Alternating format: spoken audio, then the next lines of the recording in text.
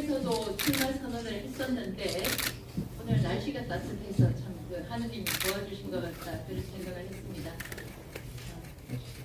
설 전이라 많이 바쁠 텐데 이렇게 시간 내서 와주셔가지고 정말 감사드리고요. 평소보다 많은 분들이 오셨다고 해서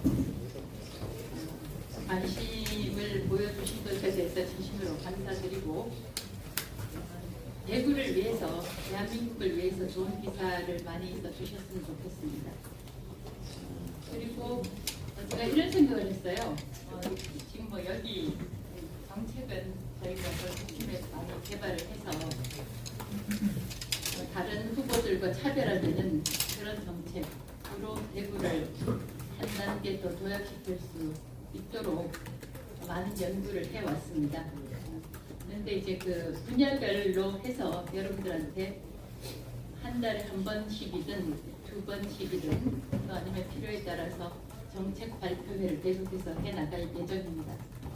오늘은 아마 여러분이 어떤 제가 많이 받는 질문이 저 개인 신상에 대해서 많이 물어들 보시길래 가능하면 제 개인 신상에 대해서 물어봐 주시면 감사하겠고 차차 정책에 대해서는 정책 발표회를 통해서 더 깊은 말씀을 드릴 수 있지 않을까 그런 생각을 합니다. 손을 들고 계시면은 제가 지명을 하도록 하겠습니다. 그러면 소속 언론사, 소속 유튜버라고 해야 돼요. 유튜버 크리에이터들은 이름을 말씀을 해주시면 제가 지명을 하도록 하겠습니다. 예, 네, 간사님. 예. 두 가지 질문드리는데요. 해양이 서울과 행정부가 있으시는 분인데요. 통합 첫 권능이 통합이 있으신데 통합단체장 선거가 진행되더라도 출마할 생각이 궁금하고요.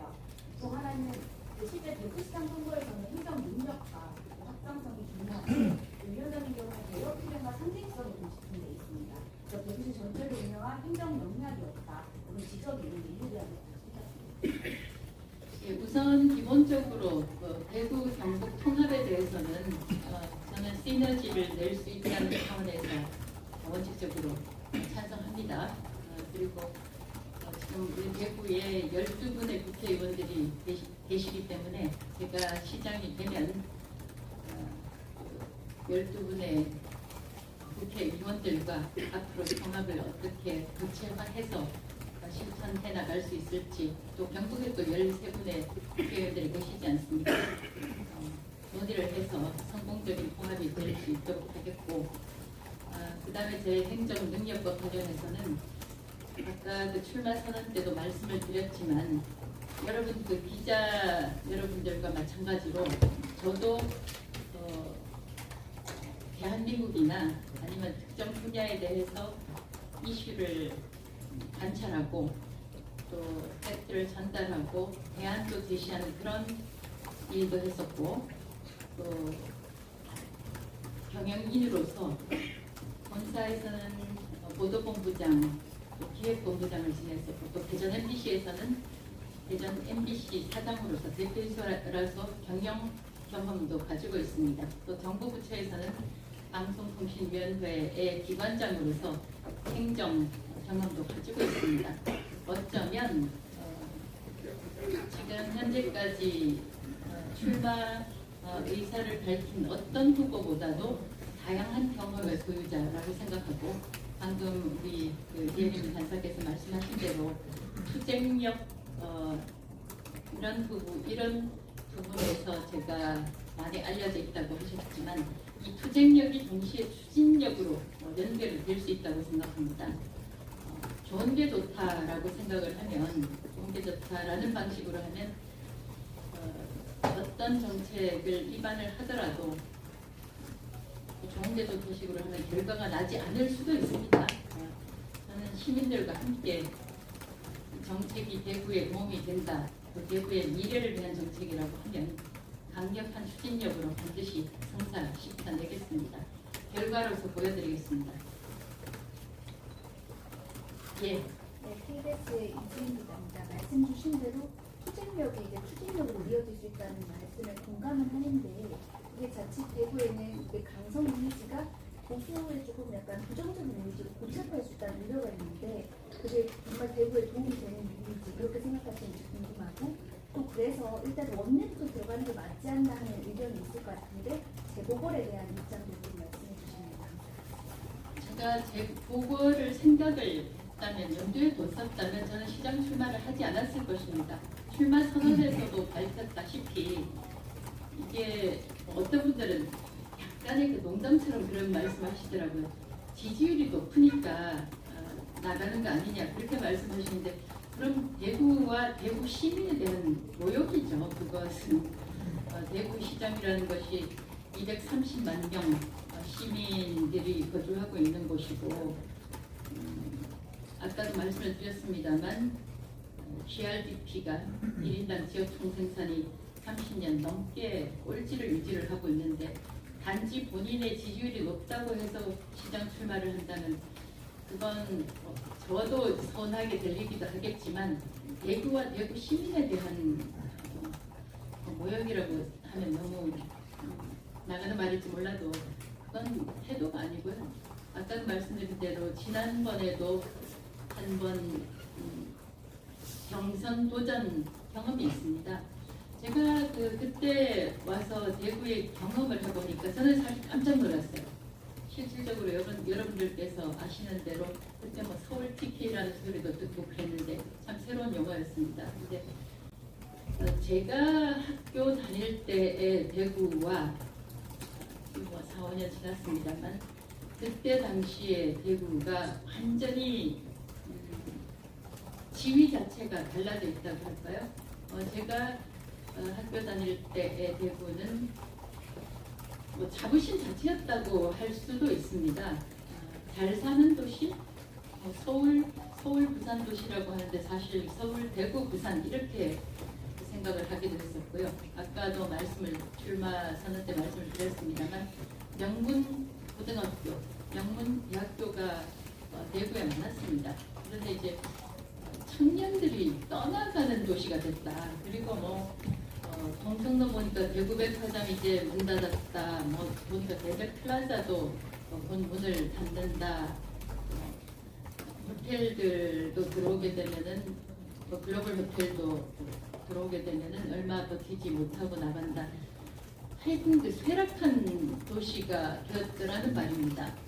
저는 뭐 대구에 대해서 아까 지난번에 출판 기념회 때 말씀을 드렸습니다만 저의 DNA를 만들어준 곳이 대구이고 저는 대구에 대해서 참 이런 자리에서 이런 말 하는 게 우습게 들릴지 몰라도 정말 애정을 가진 곳이 대구인데 이렇게 갈라파고스로 변했나. 굉장히 시민들은 자부심을 가지고 있는데 또 반면에 그 자부심이 제대로 경제적 성과 또 정치적 성과로 나타나지는 않는 어쩌면 대한민국의 고립된 지역이 된 것 같기도 하고 또 대구 외 지역에서는 대구를 일종의 약간은 뭐 극우몰이 저에 대해서 저도 뭐 극우 소리를 때로는 듣습니다만 저는 전혀 극우가 아닙니다. 근데 그렇게 어떻든 대구가 좀 프레이밍이 됐다라는 것을 지각을 하게 됐습니다. 인식을 하게 됐습니다. 그래서 제가 대구를 한번 바꿔보고 싶다는 생각은 그때나 지금이나 변함이 없습니다. 그때나 지금이나 변함이 없고 제가 정부에서 경험을 덧붙여서 어쩌면 대구에 대한 계획이 미래 계획이 그때보다 좀 더 여물었지 않나, 더 성숙되었지 않나 이런 생각을 하게 됩니다. 그리고 특히 이제 경험적인 측면에서 볼 때 조금 전에 그 질문을 주셨지만 그걸로 어떤 국회를 조금 갔다가 오는 것이 어떠냐라고 하는데 다른 길이죠. 두 가지 직책 모두가 공직, 나라 일을 하는 것인데 저는 제가 시장으로서 준비가 잘 돼 있다고 생각을 하고 있습니다.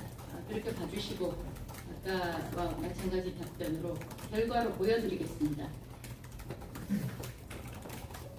네. 그리고 이제 제가 먼저 질문하시죠. 예. 질문을 더 전제해야 되는데요. 이제 이재명 대통령과의 어쨌거나 대척점에서 정치 활동 기도가 이어져 왔었는데 대구 시장이 됐을 때 그 정부를 대상으로 해서 소통을 강화하고 이제 예산을 잡는다거나 이런 행정적인 업무를 상당히 호소해야 되는 이 부분에 대한 문제도 있거든요. 만약에 지금 이제 그 논리대로 설명을 한다면 지금까지 보면 이제 소위 우파 정부 때, 우파 대통령 때 우파 시장이 있었지 않겠습니까? 지금은 이제 그 좌파 정부 때 제가 시장이 되게 되면 좌파 시장이 되게 되는 것인데, 만약에 이제 우파 정부 때 우파 시장이 있었을 때 소통을 잘해서 소위 그 예산 따오는 그런 업무에 있어서 성과가 있었다면 대구 GRPP가 이렇게 됐겠습니까? 물론 이제 저도 시장이 되게 되면 제가 마땅히 해야 할 소통과 또 당당하게 요구할 것은 하겠지만, 저는 대구의 시정을 지금까지와는 다른 방식으로 해야 된다고 생각해요. 오늘 제가 출마 선언 장소로 택했던 것도 국채보상운동 기념공원이었습니다. 우리 제일 첫 번째 우리가 염두에 둬야 될 것은 대구가 당면하고 있는 문제를 대구에서 해결해야 되고, 그 방법도 대구 시민들이 찾아야 된다. 또는 대구 시장이 찾아야 된다. 저는 그런 생각을 하고 있어요. 너무 그렇다고 해서 중앙정부하고 소통을 안 한다거나 중앙정부에서 예산을 따오지 않겠다거나 하는 것은 아니고요. 그건 기본이고, 그리고 아까 말씀드린 대로도 12분의 또 국회의원들이 계십니다. 그분들과 함께 소통을 잘 해서 중앙정부에 요구할 것은 요구하고 또 소통할 것은 소통해서 그런 부분에 있어서 사실은 절대로 없을 것이라고 제가 말씀을 드립니다.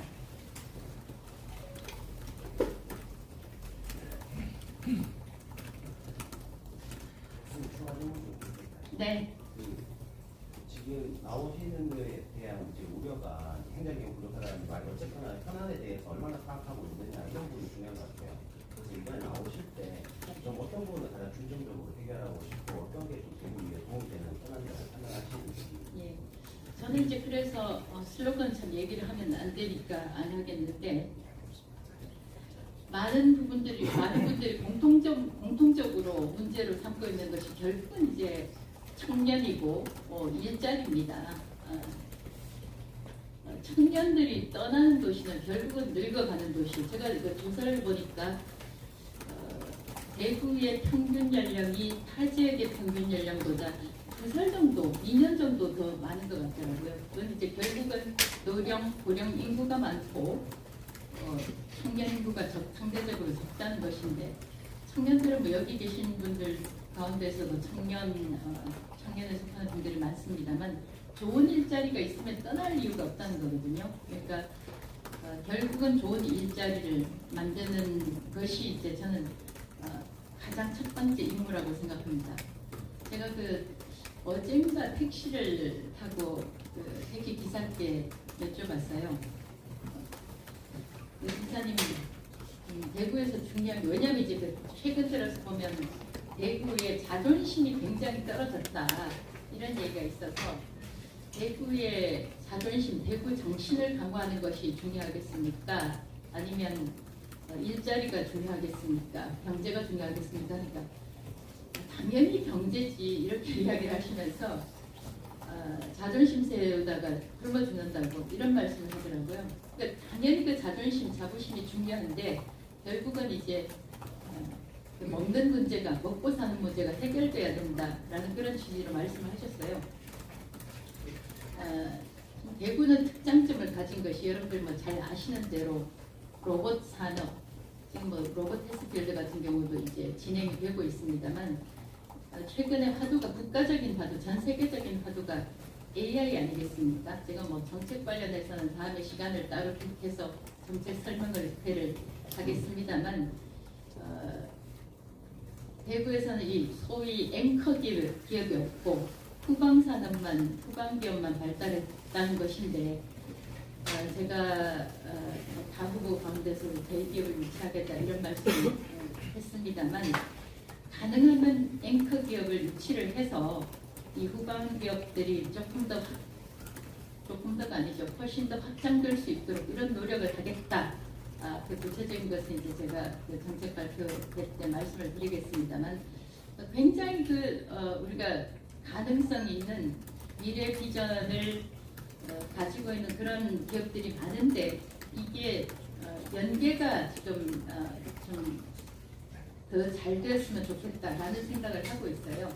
그래서 그 부분에 관해서는 정말 신층적으로 말씀드릴 계획을 가지고 있습니다. 저기 먼저 드셔가지고요. 예. 이회장님은 사실 이정민하고 손딱한 이미지를 알게 됐는데 구체적인 어떤 정치적 소신이랄까 금방도 그구가 아니다 싶습니다. 비상계엄이나 윤여개인 부정선을 이런 데 대해서는 계획도 어떻게 생각하십니까?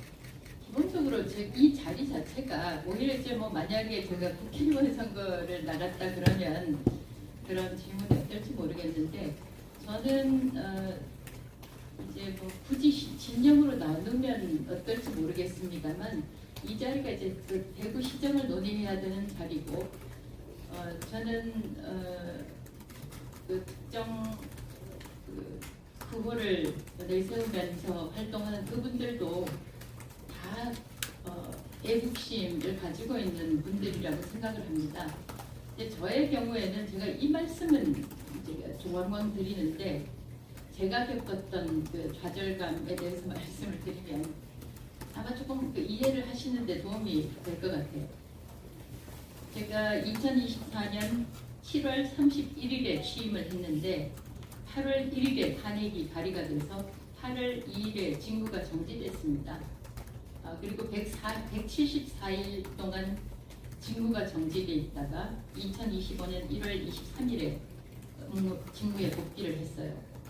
그때 제가 느꼈던 그 좌절감은 뭐냐면 이게 결국은 그 입법부, 국회가 가지고 있는 그 탄핵 권한인데 이거는 결국은 대통령의 인사권을 심대하게 침해를 하는 거거든요. 근데 이제 윤석열 대통령의 경우에는 탄핵 넘버 29, 29번입니다.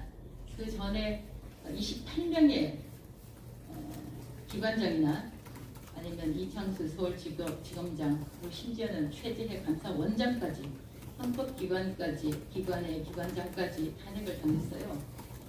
제가 이제 다른 자리에서 말씀을 드렸습니다만 여기 대구에서 만나는 대구 기자 여러분께 말씀을 드리면 기관장이 가지는 가장 큰 권한이 인사권과 예산권입니다. 근데 저의 경우에도 보면 제가 14개월 정도 직무에 있었습니다만 실질적으로 4, 5개월 정도 탄핵 때문에 직무를 하지 못했었는데 제가 비서실 운영비를 제가 냈습니다. 600만 원인지 600만 원인지 정확히는 모르겠습니다만 그걸 세놓지 않아서 이거는 왜 그러냐면 국회에서 입법부가 방송통신위원회라는 기관에 대한 예산을 잘라버렸기 때문에 그렇습니다. 물론 이제 정부에서 예산안을 만들면 국회 심의를 거쳐서 이제 다시 돌아가는데 윤 대통령 대통령실의 경우에는 대통령실 특활비, 그러니까 이제 비서실 운영비입니다. 거기도 저는 처음에 자동차, 관용차 기름값까지 제가 냈습니다. 굉장히 큰 좌절감을 느끼는 거예요. 이게 단순히 돈이 아깝다 그런 차원이 아니라 어떻게 기관장한테 부여된 이 예산에 대한 권한까지 박탈하는가. 그리고 또 말씀을 드렸지만 소송비까지 영원으로 만들었습니다. 제가 있을 때 영원이었던 방송통신위원회 소송비가 제가 자동면직 쫓겨나고 난 다음에 2억 한 4,500만 원인가 2억 5천만 원 가량으로 다시 복구가 됐습니다. 그래서 이런 입법부의 어마어마한 제가 봐서는 제 개인적인 소견으로는 이런 입법부의 권한 남용이라는 게 어떻게 제재 통제를 받지 않고 있는가 이런 생각을 하게 되는 겁니다.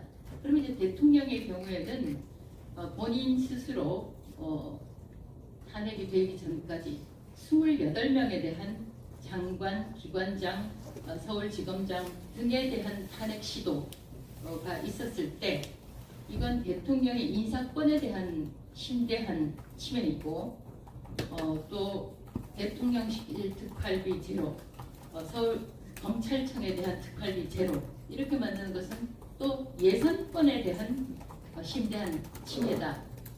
이런 생각을 하게 되지 않았을까라고 생각이 되고요. 좀 전에 윤어게인 뭐 이런 말씀을 하셨는데 제 생각에는 지금 그 윤어게인이라는 것 자체가 저는 그런 분들의 활동을 이런 인사권, 예산권에 대한 심대한 침해에 대한 저항이다. 그렇게 생각을 하고 있습니다. 그래서 얼마 전에 봤더니 윤어게인을 어떻게 정의하느냐, 부정하느냐에 따라서 평가도 달라지는데 이게 상당히 이제 그 사람들에 따라서 그게 좀 다르더라고요, 평가가.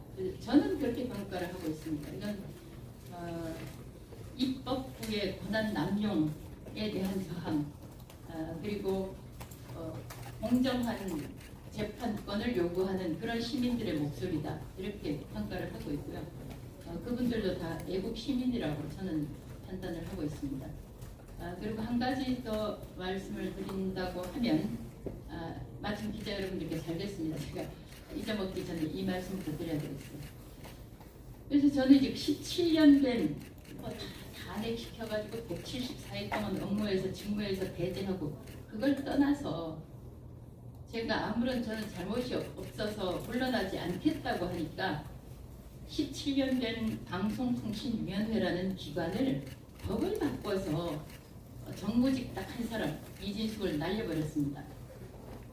이거는 심대하게 반헌법적인 사태다라고 해서 헌법 소원과 가처분을 제가 직위 해제된 자동 면직, 공식적인 용어는 자동 면직, 저로 봐서는 해임이라고 봅니다만 되는 2025년 10월 1일에 헌법재판소에 제가 헌법 소원과 가처분을 냈습니다. 오늘 날짜로 제 변호인을 통해서 가처분에 대한 것은 제가 취하를 합니다. 왜냐하면 이제 출마 선언을 하기 때문에 시간을 맞춰서 더 이상 제가 헌법재판소에서 저의 권리를 보장받기 위한, 보호받기 위한 그 기간 안에 이 심판 결과가 나오지 않겠다고 판단을 해서 오늘 변호인을 통해서 가처분에 대한 것은 취하를 하고 다만 본안은 남겨두겠습니다. 도대체 헌법재판소가 17년 된 기관장을 법을 바꿔서 면직을 시키는 것이 헌법적인가, 헌법에 부합하는가 여부를 따지기 위해서 본안은 남겨둡니다. 저는 뭐 반헌법적인 행위이고 반헌법재판소라고 생각하지만 어떻든 본안은 그대로 두기로 했습니다. 그리고 이제 제가 탄핵 심판을 받아보니까 여러분 인터넷 유튜브에 찾아보면 찾으실 수 있습니다만 제가 마지막 변론 때 저의 최후 진술도 자료로 남아있고 또 윤석열 대통령의 경우에 탄핵 심판 때 문영배 재판소장이 낭독했나 그 부분에 뭐가 남아있냐면은 국회도 소위 줄탄핵을 통해서 대통령의 권한을 침해했다는 그런 취지의 문안이 있어요. 그러나 대통령이 이제 자기 행동에 대한 어떻든 이렇게 법적 판단 19일에 나오게 되지만 어떻든 대통령은 그에 대한 책임을 물어서 지금 감방에 가둬놨습니다.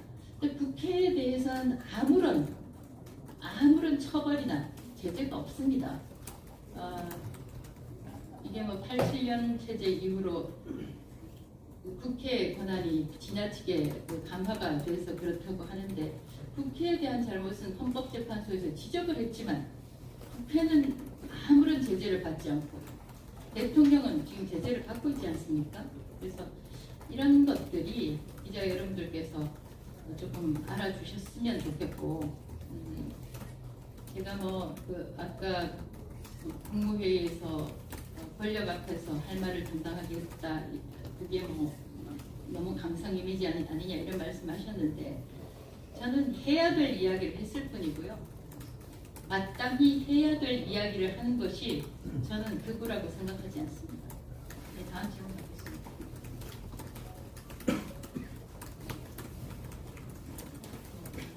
질문이 많으시네요. 네, 좋습니다. 누구가 아까 아니라고 말씀을 하셨는데 아까 또 이어지는 질문이에요. 지금 누구나 강성 지지층들의 지지를 받고 계시거든요. 현재 지금 당에서 이런 인사들에게 끌려간다 이런 지적과 우려가 존재를 합니다. 만약 시장이 된다면 이들과의 관계에 대해서 어떻게 하실 생각이십니까? 기본적으로 시장은 시민들과의 관계가 중요하고요.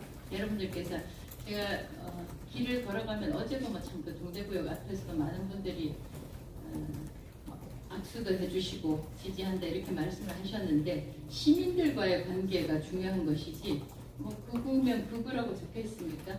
저는 대한민국에 극우 없다고 생각합니다. 극우라는 것은 우리 기자 여러분들께서 잘 아시는 대로 폭력을 선동하거나 폭력을 선동한다는 것도 그 해석에 따라서 다르기는 하겠지만, 특히 폭력을 사용하는 집단 또는 사람을 극우라고 하지 않습니까? 저 폭력 사용한 적 없습니다. 그리고 저는 그럼 우리 이 기자께서 말씀을 어떤 사람이 극우죠? 아니 제가 진짜 의견을 듣고 싶어서 그래요. 예.